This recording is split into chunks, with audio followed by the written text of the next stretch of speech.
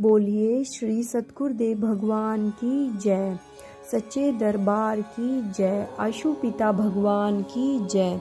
गुरु प्यारे साधकों, हम पिछले कुछ समय से साध्वी बहनों के जो बड़े बड़े मंचों पर आसीन होती हैं, उनके अनुभवों को श्रवण कर रहे हैं कि किस प्रकार गुरु महाराज जी की कृपा से उनके जीवन में चेंज आया, किस प्रकार गुरु महाराज जी ने उनके जीवन को तुच्छ से उच्च बना दिया। आज उसी श्रृंखला का एक और अनुभव हम श्रवण करने जा रहे हैं और यह जो अनुभव है यह साध्वी विशंभरा भारती जी का है, जो कि श्रीमद् भागवत कथा वाचिका है। वह बताती हैं कि दीपक की क्या बिसात है कि दीपक की क्या ही बिसात होती है अगर उसके पास तेल और बाती ना हो। इसी तरह वह अपने अनुभव में क्या बताती हैं उसको हम श्रवण करते हैं और उससे सीख लें, जो हमारे जीवन में एक नया उजाला लेकर आए, एक नया मोड़ हमारे जीवन में दे और हमारी गुरु महाराज जी के प्रति श्रद्धा बढ़े, विश्वास बढ़े। तो चलिए सुनते हैं दीदी जी का अनुभव। वह बताती हैं कि महाभारत युद्ध के पश्चात अपने भाई बंधुओं के मृत हो जाने से धर्मराज युधिष्ठिर का मन बहुत व्यथित हो गया था। प्रभु श्री कृष्ण समस्त पांडवों को भीषण पितामह के पास लेकर गए। सरसैया के समीप पहुंचकर प्रभु ने कहा, गंगानंद, धर्मराज युधिष्ठिर शोक के कारण अपना सारा शास्त्र ज्ञान खो बैठे हैं। आप धर्मार्थ तथा योग से युक्त वचन कहकर इनका शोक दूर कीजिए। यहाँ प्रभु की लीला तो देखिए, जो युद्ध भूमि में मोहग्रस्त अर्जुन का मोह दूर कर सकते थे, अहंकार में भटक रहे जनों को ज्ञान का उजाला दे सकते थे, गांवों की अनपढ़ गोपियों को विशुद्ध प्रेम तत्व की ज्ञात्री बना सकते थे। क्या वे जगत गुरु भगवान श्री कृष्ण युधिष्ठिर को शोक मुक्त नहीं कर सकते थे? पर सत्य यह है, जब गुरु किसी शिष्य को सम्मान देने के लिए उद्ध हो गए जाए तो वे स्वयं को भी बोना बनाने में नहीं झिझकते। तभी तो अर्जुन के घट में करोड़ों सूर्य से भी ज्यादा प्रकाश प्रकट करने वाले जगत गुरु आज युधिष्ठिर के छोटे से अंधकार को मिटाने हेतु उसे अपने एक दीपक शिष्य के पास ले गए थे। दीपक की विरासत ही क्या होती है, ना जाने कब चौखट पर जल बुझ जाए, इससे सूर्य को क्या फर्क पड़ने वाला है। पर अध्यात्म जगत की बात कुछ और ही है।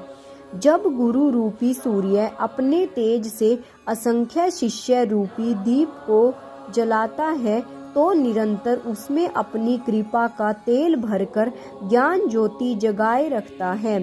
साथ ही सच्चा व समर्पित दीपक शिष्य कभी अपनी विषमता नहीं भूलता। भीष्म रूपी दीपक भी अपनी विशद बहुत अच्छी तरह जानता था। इसलिए जब श्री कृष्ण ने उपदेश देने के लिए कहा तो भीष्म पितामह ने कह दिया कि गुरु सामने हो और शिष्य शास्त्र धर्म या राजधर्म का उपदेश दे। आप जगत के कर्ता और सनातन पुरुष हैं। आपके रहते मैं उपदेश करूं प्रभु, कहाँ आप और कहाँ मैं। ऐसा लग रहा है मानो अज्ञात सागर एक बूंद से कह रहा हो कि प्यासे की प्यास बुझा दो। भुवन मंडल का सूर्य एक छोटे से जुगनू को कह रहा हो कि किसी का घर प्रकाशमय कर दो। धूली को धूल ही रहने दो प्रभु, इसे सिर का ताज क्यों बना रहे हो। जो खुद का कल्याण न कर पाया हो केशव, वह दूसरों का भला क्या करेगा। सच कहूँ तो आज अपने शिष्य को महामंडित करने की ठान ली। मुझे प्रतिष्ठा उपाय ढूंढा है प्रभु, तो जैसी आपकी आज्ञा। पर प्रभु मेरी मजबूरी तो समझो। जिस प्रकार हवा के बिना चंदन का पेड़ अपनी खुशबू दूसरों तक नहीं पहुंचा पाता, उसी प्रकार मेरे भीतर जो ज्ञान छिपा है वह आपकी कृपा रूपी हवा के बिना मैं दूसरों तक नहीं पहुंचा पाऊंगा। इसलिए चला दीजिए अपनी कृपा रूपी शीतल हवा। जब जब मैंने दिव्य ज्योति जागृति संस्थान के आध्यात्मिक मंचों से इस कथा को बांचा तो मुझे हर बार यही लगा कि यह घटना मेरे जीवन का ही यथार्थ भी है। गुरुदेव के समर्थ से दिशा निर्देश में ही हमारे आगे बढ़ते हैं। उन्हीं की कृपा से हमारी वाणी बोलने का कार्य करती है और जब यह कार्य सफलता की चोटी को छू जाता है तो दुनिया हमें सम्मान दे बैठती है। तब रह रहकर मेरी आत्मा कहती है कि हमने तो उनके गोवर्धन रूपी महान मिशन में अपनी कमजोर झड़ी लगाने की कोशिश की है। नहीं जानते हैं कि वह उनका इतना सारा यश हमारी झोली में उड़ेल देंगे।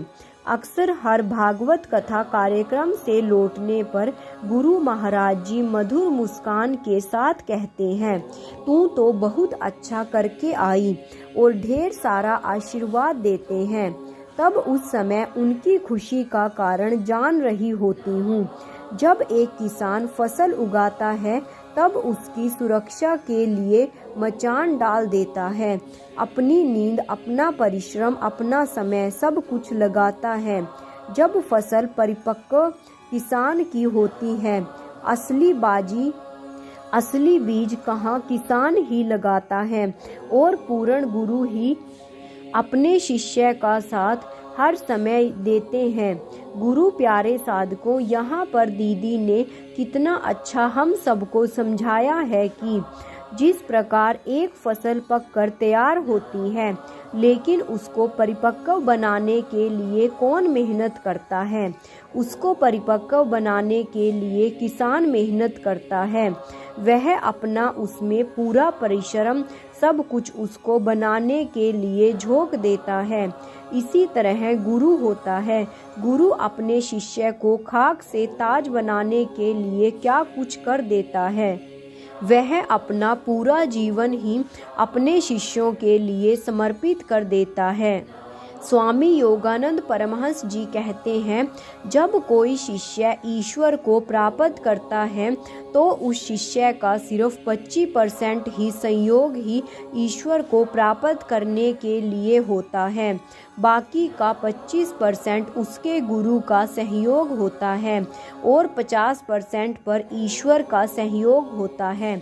अगर हम ध्यान साधना करते हैं और अगर हमें कुछ अनुभव होता है तो हमें यह बिल्कुल भी नहीं सोचना चाहिए कि यह हमारी सामर्थ्य है। यह हमारे गुरु का सामर्थ्य है कि हम वह देख पाते हैं, क्योंकि जितना शिष्य प्रयास करता है उतना ही गुरु प्रयास करता है, और जितना गुरु और शिष्य प्रयास करते हैं उतना ईश्वर प्रयास करता है। बस हमें अपना कार्य सही ढंग से करते रहना चाहिए तो गुरु महाराज जी की कृपा हमारे ऊपर अवश्य होगी, क्योंकि सबके दिल की जानते हैं वह, उन्हें सबका फिक्र है और सबका ख्याल है।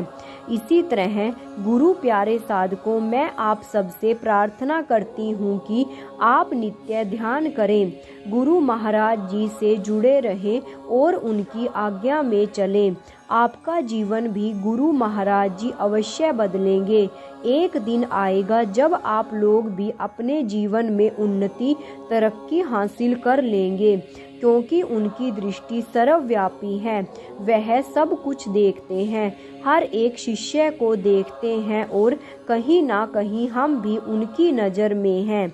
जिस दिन गुरु एक सही वक्त सही टाइम देखेंगे तो वह हमारे जीवन को एक नई दिशा नया रुख दे देंगे और हम भी कहीं से कहीं पहुंच जाएंगे। गुरु इसी के साथ मैं आज के इस अनुभव को यहीं समाप्त करती हूँ और आशा करती हूँ कि आप नित्य ध्यान करेंगे, गुरु आज्ञा में चलेंगे और अपने जीवन को सफल बनाएंगे। तो बोलिए श्री सद्गुरुदेव भगवान की जय, सच्चे दरबार की जय, आशु पिता भगवान की जय। जय श्री राम।